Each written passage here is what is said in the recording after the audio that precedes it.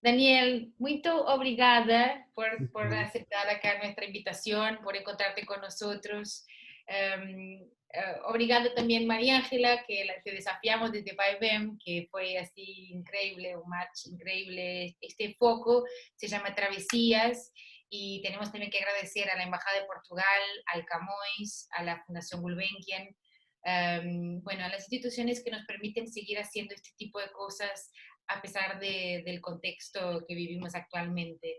Y este foco fue pensado para responder a un desafío del agregado cultural de la Embajada de Portugal, João Riverete, a quien también agradecemos, por supuesto, porque nos dijo, ¿por qué no piensan en algo que pueda marcar la efeméride de los 500 años de la circunnavegación de Magallanes?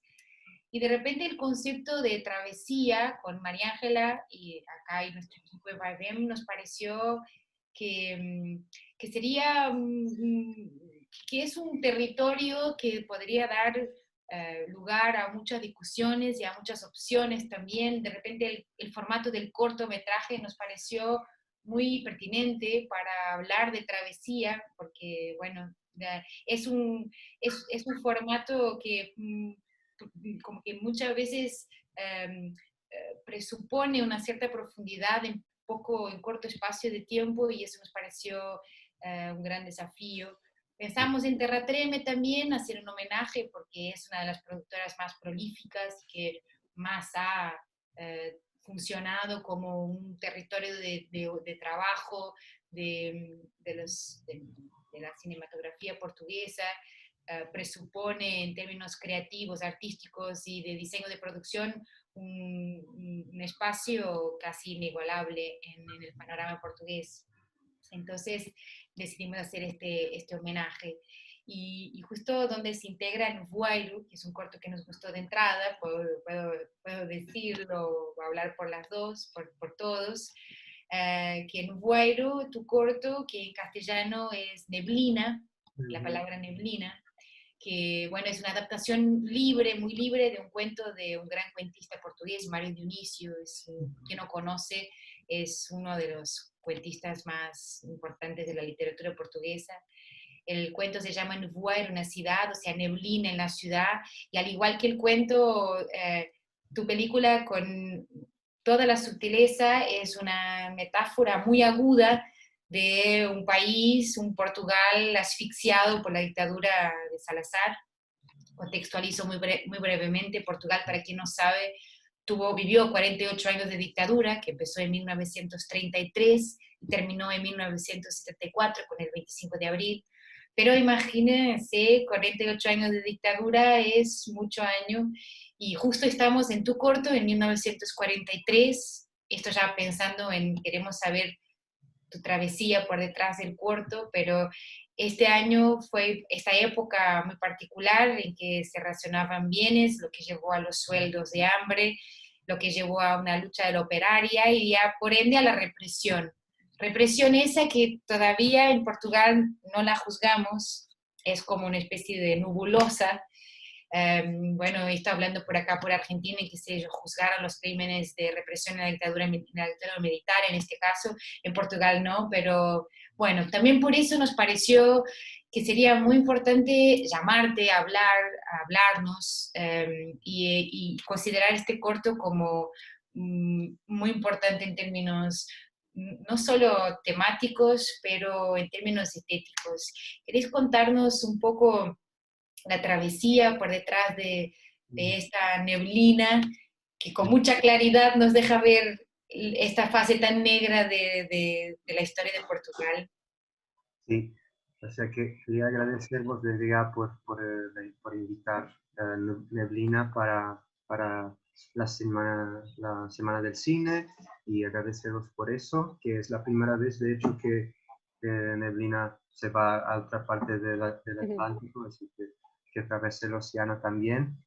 Y pues eso que decías, John, de, de la, de las cuestiones de los juzgamientos y de la memoria histórica, eso era algo que me interesaba cuando he empezado a pensar de hacer Nuvuairo. O sea, todo empezó cuando yo leí el cuento de Mário Dionísio, Neblina en la ciudad, y me pareció, o sea, muy fuerte, y también casi como cuando, cuando lees algo y al mismo tiempo estás viendo planes de cine, o sea, que me parecía casi una decoupage, un poco el cuento. Y yo ya estaba con esta idea, o sea, cuando empecé a interesarme por hacer películas o a querer hacer películas, pensaba bastante en eso porque um, bueno, tengo un familiar, un tío abuelo que estuvo en Tarrafal. Tarrafal era la prisión en Cabo Verde, o sea, en este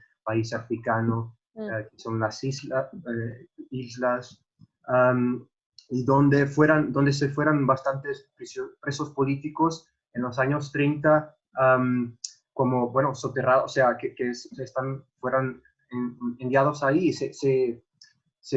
Llamaba este lugar el campo de la muerte lenta, o sea que los médicos estaban allá solo para pasar certidumbres de óbito, no sé cómo se dice, pero o sea, las declaraciones de cuando alguien... Y esa historia siempre estuvo, o sea, mi tío abuelo tenía 16 años cuando fue preso y fue cogido y llevado a Tarrafal, y se quedó ahí por 15 años, 16, y esa historia siempre fue algo.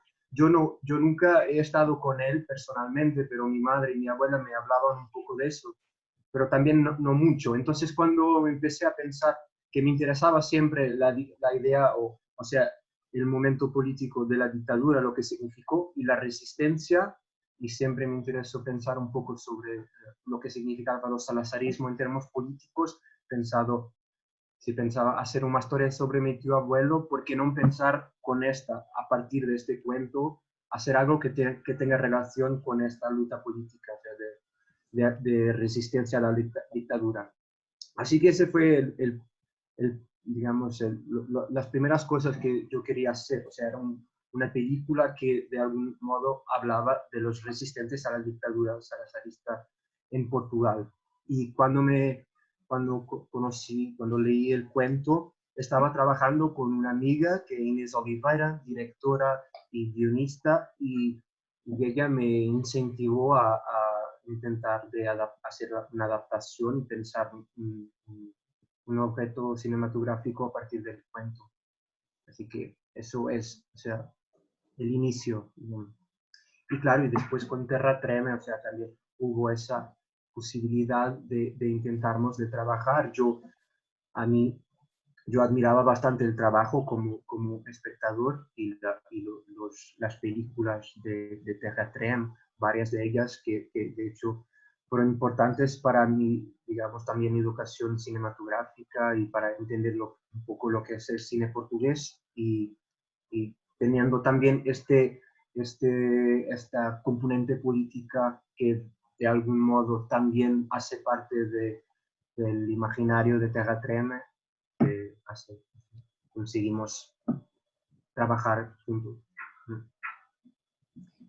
Daniel, bueno, en principio mil gracias por estar nuevamente con nosotras. Y bueno, hay cosas interesantísimas del corto, mejor dicho, la construcción que haces del relato, el personaje, la luz, como siempre, estar viendo las tinieblas en todo sentido, ¿no? Siempre construyes imágenes que evocan y que simbolizan la represión, el silencio, los días de locura, de dictadura, la indignación, el dolor. ¿Porque era para ti importante retratar y sobre todo retomar este momento tan particular de la historia y traerlo a la actualidad? O sea, ¿cómo crees que se ha manifestado el peso de la historia en la memoria contemporánea portuguesa? Ajá.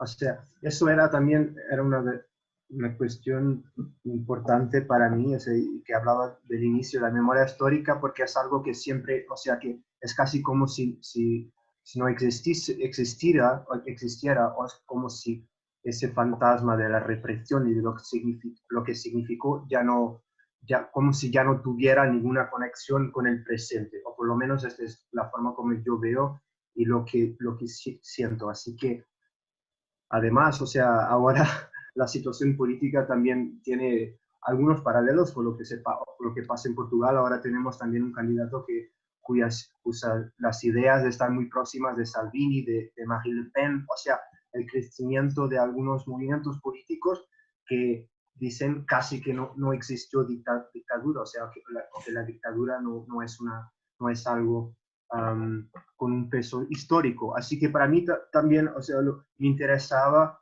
traer una historia de aquella época y yo he elegido, o sea, quería hacer coincidir la escritura del cuento, que es de 1943, con la acción de la película. Así que también después empecé a estudiar un poco sobre, o a leer más e investigar sobre la participación o la no participación de Portugal en la Segunda Guerra Mundial, o sea, y las jugadas políticas en torno de eso. Y he comprendido que, o sea, que durante que había carestía, que había hambre en Portugal, y entonces, y que fue también un momento políticamente de la resistencia, en que la resistencia tuvo un papel grande, o sea, las huelgas de que se habla en el corto, que no son, o sea, las movilizaciones de operarios de que se habla muy sucintamente, existieron y hubo mucha represión política, particularmente en estos años de 43, 44. Así que era importante como forma de decir que había otras dinámicas allá de las decisiones políticas y de Dios, patria y familia, que eran los tres pilares ideológicos del régimen.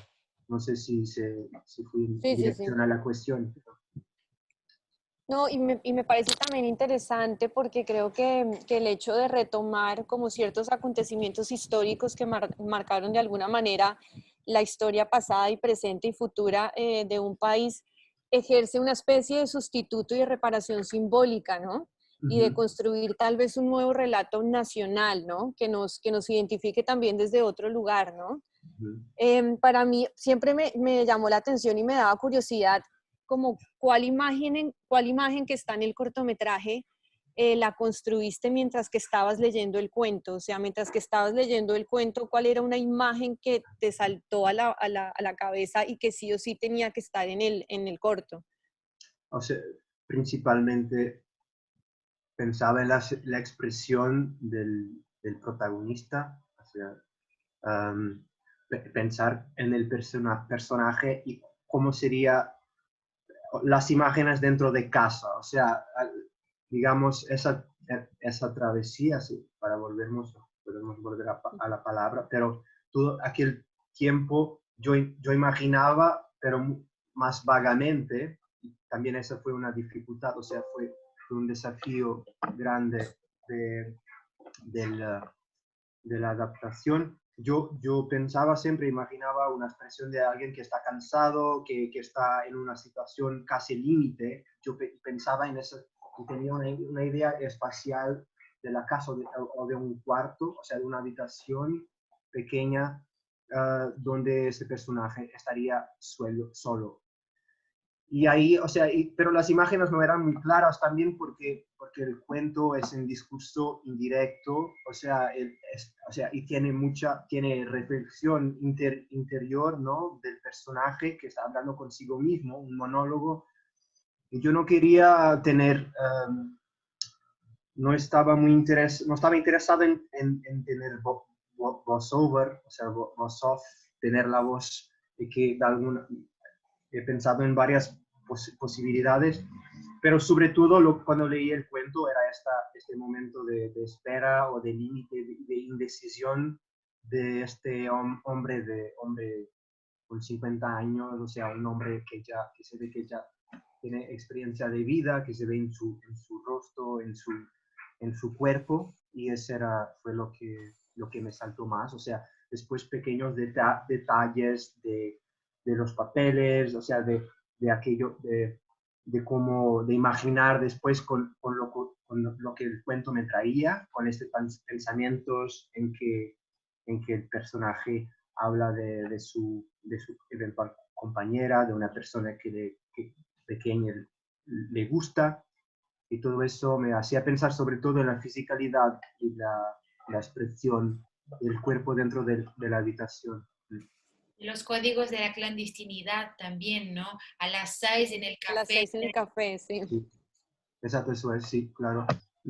Esa travesía desde de la película que empezó por tener esa carga histórica y también, o sea, un paralelo con lo que pasa actualmente. Me interesaba pensar de qué modo también en términos políticos hay movimientos y hay ideas muy próximas de lo que eran las ideas de la dictadura, donde estos resistentes intentaban de actuar políticamente, pero también empezó a hacer esa idea de un hombre que por ejemplo, que ya lo hace bastante tiempo, que está en una lucha que por veces piensa perdida y que empieza a pensar que, que además que la vida puede ser algo más, o que su vida está más próximo de un final abstracto o del final, porque ya